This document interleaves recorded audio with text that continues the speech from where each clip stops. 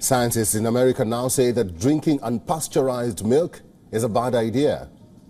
But right now, they believe the danger associated with raw milk may have gone to a whole new level. H5N1 bird flu has been circulating in dairy cow herds in multiple parts of the U.S. for months now. Tests on the milk from these infected cows shows the virus is present in concentrations that have surprised the scientists. They worry that if a raw milk consumer inadvertently drank milk from infected cows, the results could be bad or potentially lethal. So how contagious is it? The head of the WHO's global influenza program explains there's a high possibility of H5N1 bird flu virus spreading to cows beyond the U.S.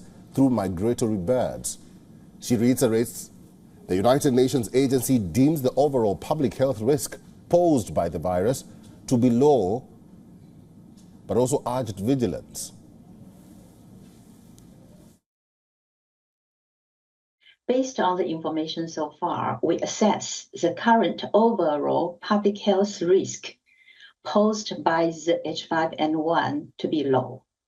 And for those with exposure to infected birds or animals or contaminated environments, the risk of infection is considered low to moderate. While the Food and Drug Administration banned the interstate sale and distribution of raw milk, the state legislature set the rules surrounding its use in individual states. So as some ban the sale of raw milk for human consumption, others allow it under a variety of circumstances. Experts express or stress that the concern is about other risks. They feel that the infected raw milk could help the virus mutate in ways that would allow it to spread easily to people. In other words, trigger a pandemic. At present, the FDA is urging consumers not to drink raw milk or eat raw milk cheese. That is a position the agency has long held. It has re-emphasized it in the current context. It has also recommended the dairy industry not to manufacture or even sell raw milk or raw milk products from cows showing symptoms of illness, including those infected or exposed to avian flu virus.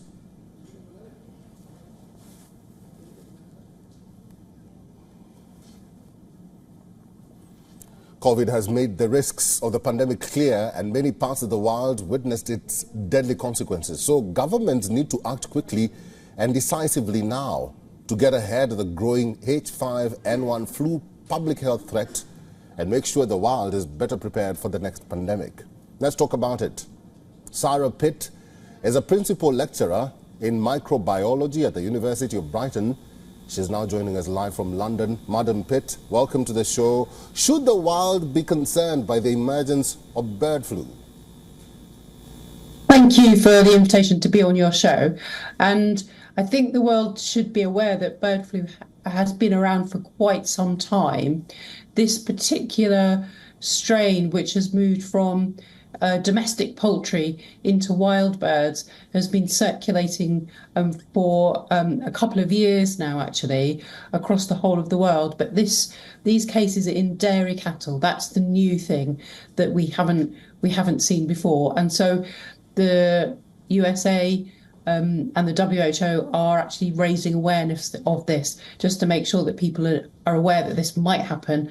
We know that it happens. We know that bird flu is found in wild birds, and people are doing surveillance for that already. It's just being a bit more aware of the fact that it can get into other sorts of animals, particularly mammals. Madam Pitt, the World Health Organization says humans face little threat from bird flu for now. But what sort of precautions should the world take to avert this flu from becoming another pandemic? Well, it's true. And what we've seen from the USA so far is the human cases have been people with just eye infections and relatively mild. So that's something to bear in mind, although it sometimes bird flu infections in people can be very, very bad. But what we can do is make sure that we're aware of this kind of sources of bird flu where it can potentially pass to humans, and be much more vigilant about that testing animals more, testing if you've dead animals, and screening animals who might be sick, to just make sure we are monitoring what the virus is actually doing. That the techniques available for there are widely available. It's not like we were during the beginning of COVID, where we were sort of trying to develop tests from scratch. The tests are available. They just need to be used more, probably. The other thing to bear in mind is that, unlike with COVID, we do have very effective antivirals which we can use to treat people, and there is also the possibility of developing a vaccine pretty quickly. The flu vaccines are used all over the world, and it wouldn't be very difficult to adapt the vaccines we have at the moment to a new strain of H5N1 if that became necessary. Madam Pitt, talking about animals such as cows and cats are the latest target of this flu caused by migratory birds. In your view, what measures should the affected countries like the US implement as a priority, and which regions are highly vulnerable at the moment besides the US? Well, in the US, I think what they should do is what they are doing, which is raising awareness and just monitoring cattle and making sure that farmers and veterinarians and public health planners are aware of the risk in cattle, because it's not been seen. This H5N1 has not been seen in cattle before now anywhere in the world. So it's taken us a bit by surprise. So we need to keep on top of that and be aware that it could be found in other animals, as you say, such as cats. And so what the other places in the world where there have been cases of human cases, there's one reported from Vietnam in March of this year. So where anywhere in the world is potentially vulnerable from this. So everybody should be just keeping an eye out for potentially unusual infections in animals, and just where we don't normally see bird flu, and just keeping an eye on everything, rather than we could just be ready for anything. And any countries that have got their pandemic preparedness plans in place, which they should have, everybody should have now, right, after COVID, just be prepared to implement them when the time comes, if it comes. All right. I've been talking to Sarah Pitt, who's a principal lecturer in microbiology at the University of Brighton. Madam Pitt, thank you very much for talking to us today. For all the latest news, download the WION app and subscribe to our YouTube channel.